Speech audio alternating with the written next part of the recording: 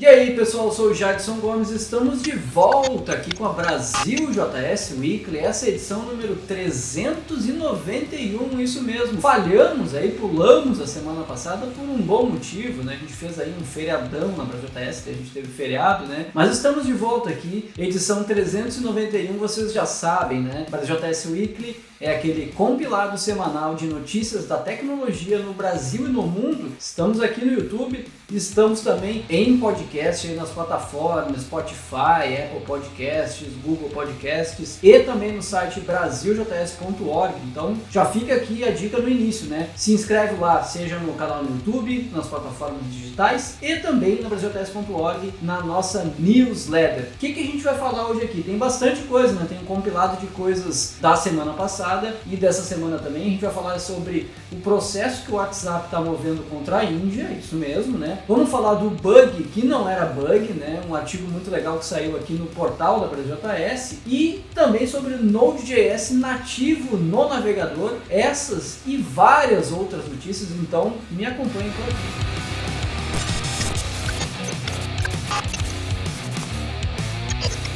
E para começar, vamos falar aí sobre um episódio de podcast, do podcast da BrasilJS, né, o Ctrl+U, que saiu na última semana, que é qual será o futuro dos navegadores, isso mesmo. Eu e o Felipe batemos um papo ali de um pouquinho mais de uma hora, onde a gente faz uma análise aí sobre o histórico dos navegadores, a gente fala lá do tempo de E6, até um pouquinho antes, né, sobre Mozilla, Firefox, Chrome e tudo mais, até chegar no Brave. Tu vê que é muito por interesse de mercado. Então a Apple tem muito mais interesse no momento em apps, porque eles movimentam muito dinheiro com as apps, né?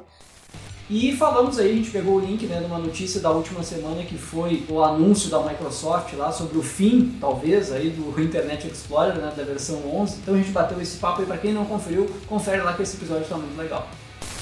E uma notícia fresquinha aí que aconteceu nessa semana, né? A gente está aí num compilado dessas 2 semanas, foi o que aconteceu lá com o Fastly e metade da internet ficou fora do ar, né? Isso mesmo, né? A gente fica delegando, né? Agora, né? Em tempos que vivemos, a gente acaba contratando serviços aí de CDN, de cloud e tudo mais. E quando uma coisa dessas, né? Que é super importante estar numa camada bem de frente, como é o caso do Fastly, né? Que é uma camada de CDN, cai ou tem algum problema, todo mundo que está por trás disso, todo mundo que usa esse serviço, acaba caindo também. Foi o que aconteceu. Então o Fastly ele ficou mais ou menos 1 hora fora do ar, né? Isso aí foi na terça-feira, dia 8 de junho, que isso aconteceu. E alguns exemplos aqui do que ficou fora, né? Até comentem aqui, vocês conseguiram trabalhar? Será que conseguiram? Porque o GitHub foi uma das aplicações afetadas, acho que o GitLab também, né? Mas ficaram fora do ar aí vários serviços, né? Twitch, Pinterest, GitHub, Spotify, Reddit, Cloudinary, New York Times, Financial Times, CNN, outros sites de notícias, outros serviços por aí. Quem, né, tinha o Fastly na frente acabou ficando fora do ar. Aqui a gente também teve alguns problemas relacionados, né, que acabou impactando também, né, e é isso, né, a gente acaba apostando nessas soluções e isso já aconteceu e vai continuar acontecendo, né.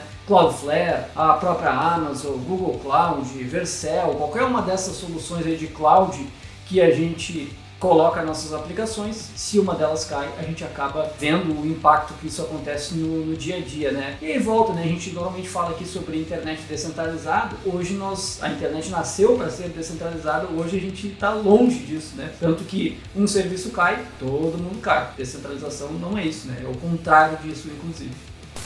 E olha só que interessante, né? Eu pelo menos acho muito interessante, acompanho esse assunto, né? Sobre privacidade, sobre as brigas de gigantes aí, dos monopólios, inclusive, e tudo mais. E a gente tem uma notícia peculiar aí da última semana, que foi o WhatsApp que está processando o governo da Índia, isso mesmo, né? Então o WhatsApp está movendo um processo contra o governo da Índia para impedir que novas regras de internet que o governo lá na Índia está propondo entrem em vigor. E essas regras, o que o Facebook, o WhatsApp está alegando é que essas regras vão tornar as mensagens que trafegam aí no WhatsApp rastreáveis. Então acho que é um assunto aí que com certeza vai rolar por muito mais tempo, tem várias outras ações semelhantes acontecendo e aí a gente fica olhando, né? Por mais que eu seja crítico de muita coisa que Facebook faz e qualquer uma dessas gigantes aí da internet, nesse caso aqui, pelo menos os argumentos são o contrário, né? Os argumentos são, não, peraí, nós oferecemos um serviço onde as nossas mensagens são criptografadas, é um serviço seguro para os usuários e o governo de um país está querendo tornar isso rastreável.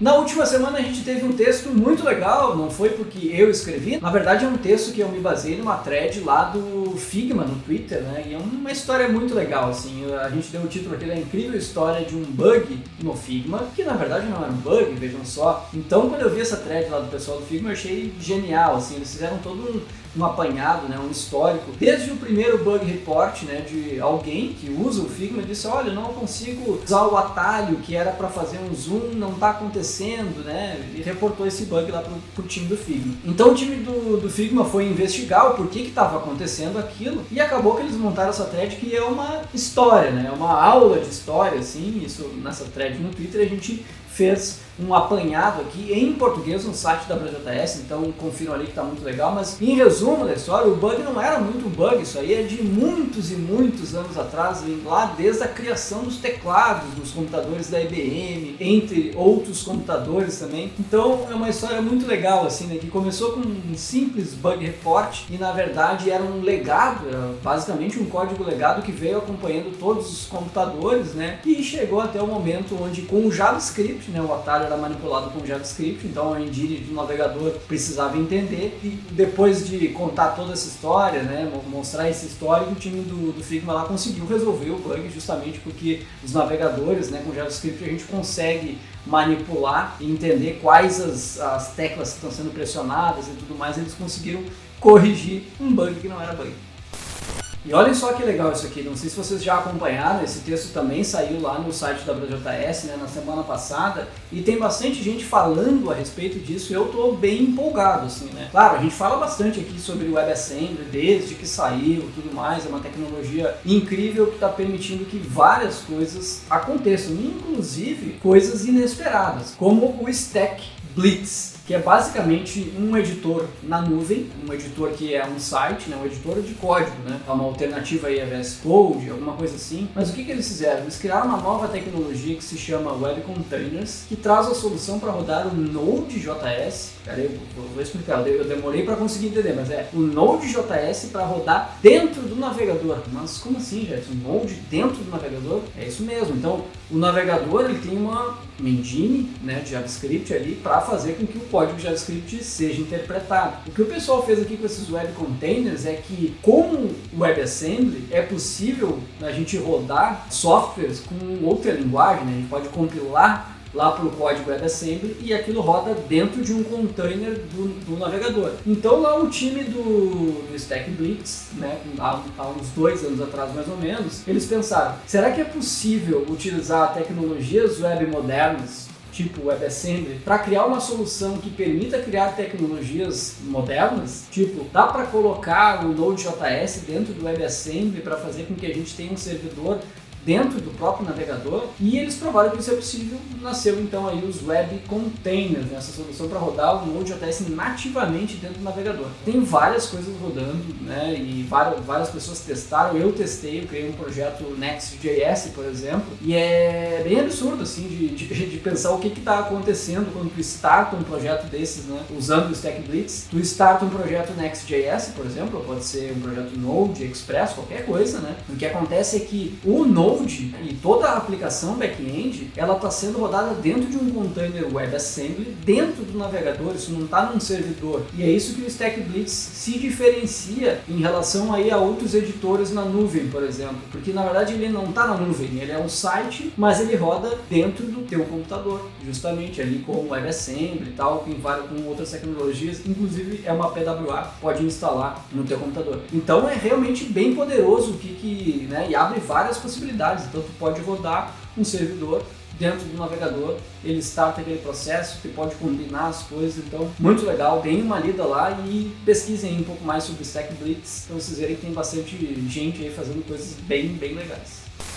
E olha só que também interessante e bem preocupante, né? O time lá de segurança do Google, né, eles publicaram um estudo mostrando que tem uma nova maneira de realizar ataques do tipo Hall Hammer contra as placas de memória do computador. Eu reli lá o estudo, o post lá do pessoal do Google para ver se eu conseguia entrar na minha cabeça, para eu tanto escrever ali pro site da BrasilJS quanto trazer aqui para vocês, né? Então, basicamente esse tipo de ataque ele já existe, né? Já existe há um bom tempo e é um estudo que diz que é possível fazer um tipo de ataque, praticamente é um ataque físico, né? É via software, mas ele é um ataque físico ali na memória, né? E agora com esse novo estudo, eles estão vendo que é possível fazer isso com as memórias DDR4, né? O primeiro estudo acho que era para DDR3 e agora eles conseguiram mostrar que é possível fazer também esse ataque em DDR4. E o mais absurdo é que, bom, se é na memória, com qualquer linguagem de programação, é possível explorar, né, essa falha que se tem de arquitetura de hardware e de software, né? Então, inclusive, no artigo que a gente colocou aqui, que está no site da BrasilJS, apontando também lá para o link original do estudo do Google, mostra que é possível fazer isso com JavaScript, né? Então, com um navegador, com a linguagem de programação JavaScript, né, com um navegador com engine interpretando o código, é possível, sim, tem até um sample de como isso se daria, esse tipo de ataque com o JavaScript. Então, para quem, né, gosta mais dessa parte aí de hardware, gosta dessa parte de segurança e tal, vale a pena dar uma lida lá, tanto nesse estudo do DDR4 quanto do DDR3, para entender aí, né, e ver qual será o impacto que a gente vai ter aí nas próximas memórias que a gente vai ter, ou se tem como consertar alguma coisa desse tipo, né? Então, bem legal. Bom, e vocês sabem que a gente está na contagem regressiva para a BrasilJS Conf 2021, né? Então eu tô até aqui com o wallpaper da BrasilJS Conf. Não comprou teu ingresso ainda? Corre lá, conf.brasilJS.org. Os ingressos já estão à venda, falta bastante tempo ainda para o evento, é lá no final de outubro, né? 21, 22, 23 de outubro. A gente vai trazer novidades aqui muito em breve. A gente está guardando assim um pouquinho, confirmando algumas coisas, mas a gente promete para vocês que quando a gente anunciar, vai ser do tipo de coisa que normalmente a BrasilJS faz, né? Vai ser um anúncio muito legal, garanto isso para vocês. Nessa contagem regressiva, a gente está postando aí vídeos, né, que lembram pessoas que já passaram pelos palcos da BrasilJS Conf, palcos físicos, né? Que saudade de poder sentar na frente de um palco, ver uma palestra, né? Faz tempo, talvez no próximo ano, esse não vai ser ainda, né? Então a gente está lembrando aqui, a gente trouxe uma palestra do Ricardo Cabello. Quem é o Ricardo Cabello? Vocês conhecem ele pelo nome? Talvez não, mas pelo apelido sim, ele é o Mr. Dub, ele é o criador do Three.js, uma pessoa bastante ativa aí nas comunidades, principalmente da parte de WebGL e tudo mais. Ele já palestrou na BrasilJS Conf, sabiam disso? Isso mesmo, ele palestrou em 2014 na BrasilJS Conf, foi uma palestra muito legal e essa palestra está disponível aqui no YouTube, no canal da BrasilJS. Aqui para quem está assistindo no YouTube, né? Para quem está aí no podcast, vem aqui pro YouTube também conferir essa palestra que está muito legal. Ele mostrou ali como fazer gráficos 3D acessíveis com o Three.js. Então vale a pena conferir aí, fiquem ligados aqui no canal, né, que a gente está então toda semana trazendo aí algum vídeo de palestra muito legal de anos anteriores. E aproveita que chegou até aqui, né, que eu fiz essa intervenção aqui falando um pouco de conteúdo, falando um pouco da Conf. Segue a BrasilJS aí em todos os canais, nos podcasts que eu já comentei, no próprio YouTube, na newsletter, nas redes sociais, sempre que tem algum tipo de anúncio a gente posta lá nas redes sociais. Tem conteúdo diário também no Telegram, no Twitter, no próprio site, então fiquem ligados, a gente tem bastante conteúdo, é um conteúdo que a gente faz com muito carinho aqui pra vocês. Deixa o like aqui também, se tá ruim, também deixa o dislike, comenta aí porque que não gostou para nos ajudar a melhorar o vídeo para a próxima edição. Muito obrigado.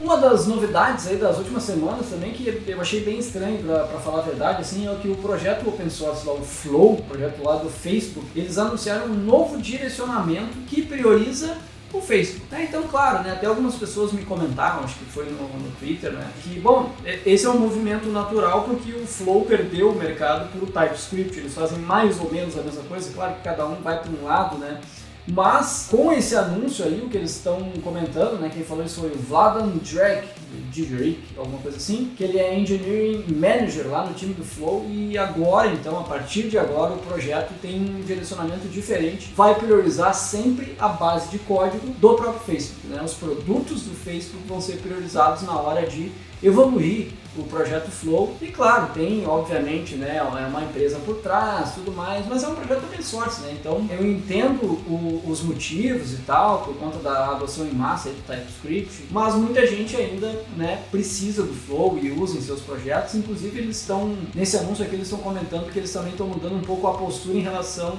a projetos open source. Então projetos open source aí ao longo dos anos vem sofrendo aí, né, um pouco de intervenção, digamos assim, das grandes empresas, né, algumas manipulações e tudo mais. Essa é mais uma delas, assim, né? Entendo, mas tem um lado estranho, assim. Comentem aí o que vocês acharam. Vocês usam o Flow? Ele não é mais relevante para os projetos que vocês estão fazendo? É relevante só para o Facebook mesmo? Vamos ver. E eu sempre comento aqui, né, o nosso time aqui também sempre acaba brincando comigo porque eu realmente não sou bom com CSS, assim. Eu sei fazer, sei ir lá no Stack Overflow, sei copiar um código dali, copiar e colar daqui e tal, sei mais ou menos como é que as coisas funcionam, só que eu realmente não sou muito bom. E olha só que interessante, lá o pessoal do CSS Tricks, eles postaram um artigo bem interessante onde eles mostram um hack bem diferentão, assim, que é, justamente pode parecer estranho, mas não é, né? Então esse hack permite colocar JSON dentro do CSS. Então é uma técnica que eu realmente nunca imaginei que nem que fosse possível e nem que, sei lá, seria viável, né, dentro de algum projeto. E entrem aqui no site da BrasilJS para ver, a gente vai deixar linkado. Entrem também lá no CSS Tricks, né, que eles mostram mais ou menos como que faz isso. E é uma sintaxe bem estranha, né, porque tu bota dentro do content ali do CSS uma string, e essa string pode ser um JSON, com JavaScript tu manipula aquilo e tu consegue então trafegar dados JSON no CSS. E claro, é um hack mesmo, é um hackzinho ali. E lá o pessoal do CSS Tricks até traz alguns exemplos assim de quando que seria útil usar esse tipo de coisa, né? Tipo, muita gente ainda usa JSONP por conta de cross-domain e tudo mais. Daqui a pouco uma alternativa dessa, né, de colocar o JSON embedado dentro do CSS talvez faça sentido. Mas é um hackzinho. É legal brincar assim, mas tipo, em produção acho que não faz muito sentido. E olha só, no último dia 27 de maio, né, como eu comentei, a gente pulou uma edição, tiveram 2 aniversariantes, né, 2 grandes tecnologias aí que dominaram o mundo do desenvolvimento, continuam aí dominando boa parte dele, boa parte do mercado. Um deles então é o WordPress, que lá no dia então 27 de maio, né, completou 18 anos de idade, e eles até comentaram num post, a gente também deixou linkado no brasiltest.org, 18 anos de WordPress e 40% da web. Eles fizeram até uma timeline, assim, né, mostrando desde o primeiro dia de lançamento, todos os milestones que o time do WordPress foi conseguindo até chegar aqui em 2021, onde o WordPress é utilizado aí por mais ou menos 40% da web, né? Então, parabéns aí ao WordPress. Eu sempre digo assim, muita gente fala, não quer usar o WordPress, acha que é uma tecnologia muito velha, de 18 anos. Eu acho que ele é muito bom para algumas coisas e tem soluções, assim, demandas de produto que a melhor solução é de fato o WordPress, tem que continuar utilizando mesmo, não tem problema nenhum, não vejo nada disso. Eu gosto, particularmente, inclusive gosto do WordPress. Parabéns aí pelos 18 aninhos, então. E a outra ferramenta, plataforma, aí, enfim, solução tecnológica que fez aniversário, e olha que coincidência, eu não sabia disso, também no dia 27 de maio, foi o Node.js, o nosso amado Node.js, que já fez 12 anos, vejam só, 12 anos já de Node.js, isso mesmo. Então, mesmo dia 27 de maio, projeto de aniversário. Eu lembro de quando saiu o Node.js, que para mim foi tão incrível quanto a notícia que eu comentei aqui de WebAssembly, de poder rodar o próprio Node.js dentro do navegador. Quando o Node.js saiu, eu tive essa mesma impressão, assim, algo que eu pensei, como assim JavaScript dentro de um servidor, uma solução back-end com JavaScript? Eu tenho até alguns posts no meu blog pessoal, jaidson.com, onde eu fiz os primeiros testes assim com Node, compilei, fiz rodar, fiz um Hello World com HTTP Server e tudo mais. E, nossa, já faz 12 anos aí que isso aconteceu, né? Comentem aqui, quem já estava trabalhando aí com tecnologia e pegou o momento de nascimento do Node.js, comentem aqui pra gente trocar uma ideia sobre isso.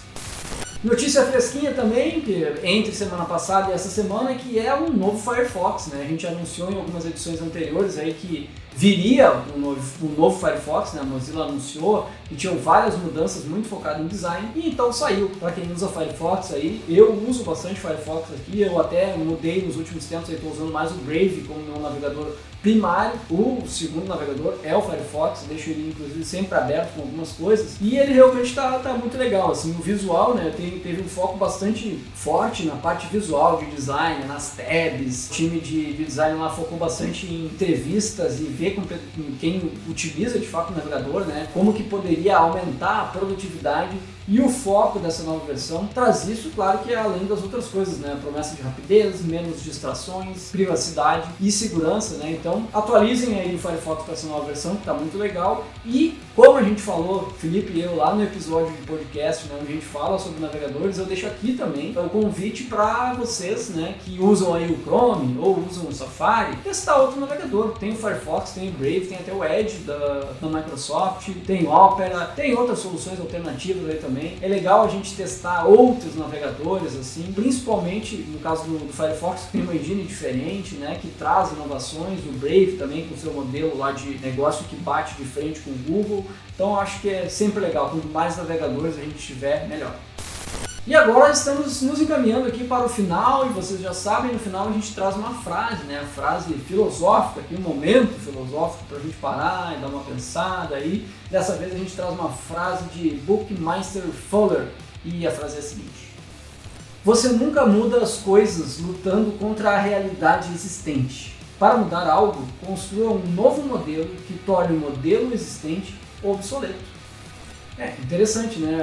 Parar para pensar assim, né? Acho que faz total sentido, né? Que para mudar alguma coisa, a gente precisa construir, às vezes, né, um novo modelo que torne aquele modelo anterior obsoleto. Eu acho que na nossa área assim, de tecnologia, a gente tem muito isso, até no caso de o ecossistema web, tem muita crítica em relação à reconstrução de coisas, né? De, pô, nasce uma biblioteca JavaScript todo dia, não sei o que, pô, um novo framework e tudo mais. Eu acho que eu entendo esse ponto, mas é daí que também vem a evolução. E eu acho que aqui, essa frase aqui do Fuller fala um pouco sobre que às vezes tu precisa mudar, né? Não adianta só mudar a parte da frente, também tem que mudar todo um modelo, né? Então no caso de tecnologia, mudar todo um ecossistema, e às vezes tu precisa começar por pequenas partes, né? Então trazendo para o nosso mundo aqui do JavaScript, pense lá como era antes do jQuery, por exemplo, né? Tinha ali um pequeno status quo ali, né? Dentro da plataforma web, o jQuery veio, né?